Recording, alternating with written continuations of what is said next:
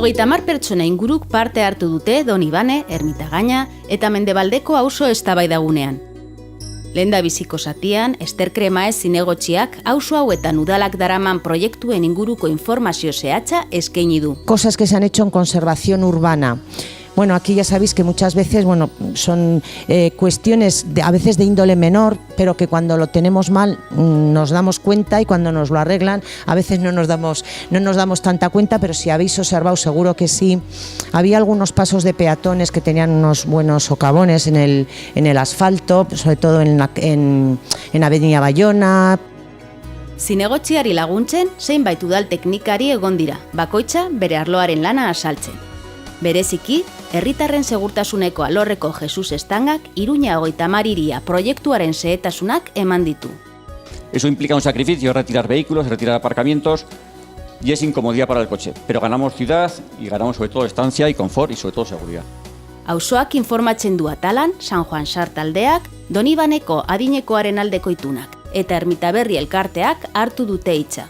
Que hasta hace 4 años nuestra comunicación con el ayuntamiento era muy escasa, era más que todo el tema de las subvenciones, digamos, trámites burocráticos.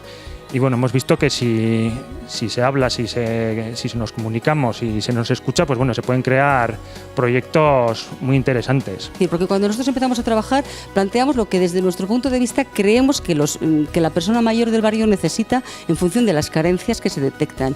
Pero ahora sí que ya podemos hablar con un criterio de realidad en cuanto a que se han plasmado necesidades reales. La verdad que estamos en unos momentos muy de inicio en el que sí que hay gente bastante comprometida en una asamblea, pero sí que nos gustaría animar a la participación tanto en reuniones como en los actos que se vayan haciendo.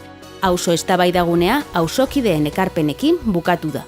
Que ya ha habido años como para que se hiciesen mejoras en todos los colegios. En este no ha habido.